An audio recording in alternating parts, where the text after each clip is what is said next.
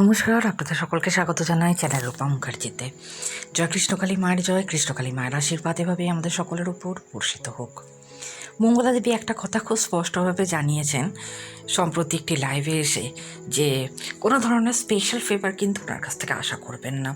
অর্থাৎ অনেকে আসেন এ কথা বলে থাকেন যে মা আমি আপনার সাথে সেলফি নেব, আপনি কিছু কথা বলুন, আপনি কিছু ভগবানের বাণী শোনার, কিছু ভগবানের কথা বলুন, আমরা এগুলো রেকর্ড করব, আমরা আলাদা করে ভিডিও করব।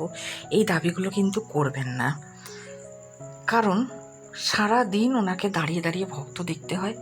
এবং কি হচ্ছে জানেন তো, যারা একদম পেছনে থাকেন তারা খুব অধৈর্য হয়ে পড়েন। তারা মাঝে মাঝে ঠেলাঠেলি চেঁচামেচি শুরু করে দেয় যে কতক্ষণে লাইন সরবে রে বাবা, কতক্ষণে আমরা দেখা পাবো।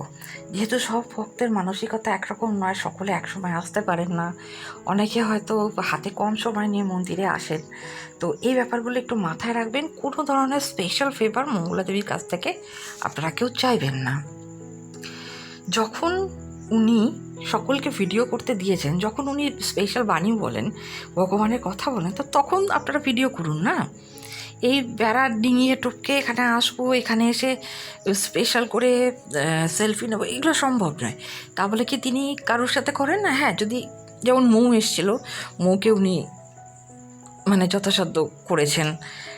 তো বউকে একটি শাড়ি উপহার দিয়েছিলেন বলে প্রচুর কথা উঠেছিল যে তিনি নাকি এইভাবে জিনিসপাতি গিফট করে মানুষকে হাত করছেন। এগুলো করার দরকার নেই। মানুষটা অর্থ কম থাকলে বা রাস্তার ধারে বসে অন্য মানুষের সাহায্য চাইলে তারা ভিখারি হন না। ভিখারি তারা আসলে, জানেন তো, যারা মানে মানসিকতার দিক থেকে হীন, দরিদ্র, যাদের মানসিকতাটাই হচ্ছে দরিদ্র, তারা হচ্ছেন প্রকৃত ভিখারি। এই ধরনের মানুষেরা এই ধরনের কথা বলে থাকে। অন্য কিছু পেলেই, মানে যখন অন্য মানুষ আমি অপেক্ষা অন্য কেউ পাচ্ছেন, তখন গাটা জ্বলে উঠছে। এদের যেরকম হয়, মানে বিরোধী পক্ষের কথা বলছি। তো অনেকে দেখবেন বলে থাকেন যে মঙ্গলা দেবী ধাক্কা মারেন, মঙ্গলা দেবী চিৎকার করেন। আরে কেন করবেন না? পেছনে যে ভক্তরা রয়েছে তারা তো ঠেলাঠেলি উড়োউড়ি করছেন, ওনাকে তো পুরো ব্যাপারটা দেখতে হয় না। উনি তো আর 100টা গার্ড রাখতে পারেননি। মন্দিরের ভয়ানক অবস্থা, মানে জল বৃষ্টি হলে সে যে কী ভয়ানক রূপ ধারণ করে, মানে আপনারা মঙ্গলা দেবীর যে কোনো ভিডিও দেখলেই বুঝতে পারবেন। ওনাকে যেহেতু সব কিছুই ম্যানেজ করতে হচ্ছে, তাই ওনার কাছ থেকে কোনো ধরনের স্পেশাল ফেভার কেউ চাইবেন না।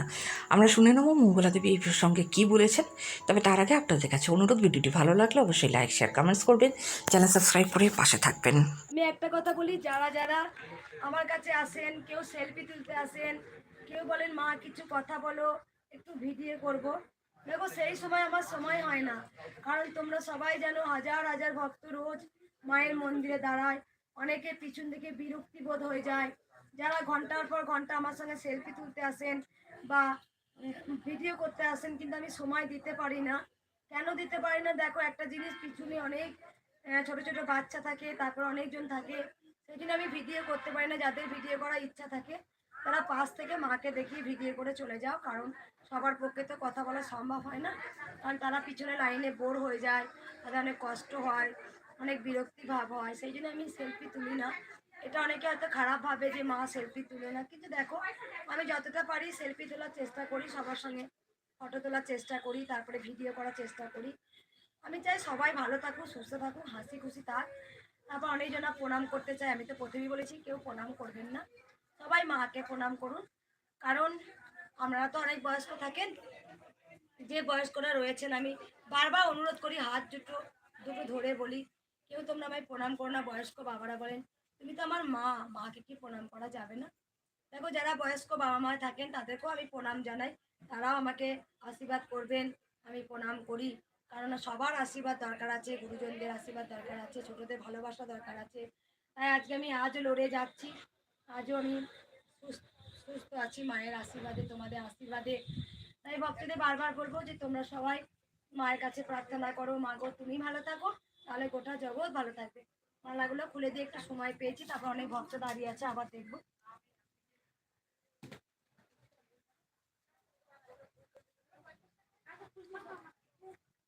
এখানে বেশিরভাগ ভক্ত 100%-এর মধ্যে 99% ভক্ত উপকার পেয়ে আসেন। তারা ঘরে বসে নাম জাপ করে উপকার। কালকে এসেছিল দিল্লি থেকে কয়েক ভক্ত, আমি ভিডিও করিনি, প্রচুর ভিড় বলে। শনিবার দিন কেউ বলছেন আমি মুম্বাই থেকে এসেছি, অনেকজনে বলে বোম্বে থেকে এসেছি মা, কেউ বলে দিল্লি থেকে এসেছি, সেগুলো ভিডিও করিনি কারণ প্রচুর তো ভিড় হয়। তারা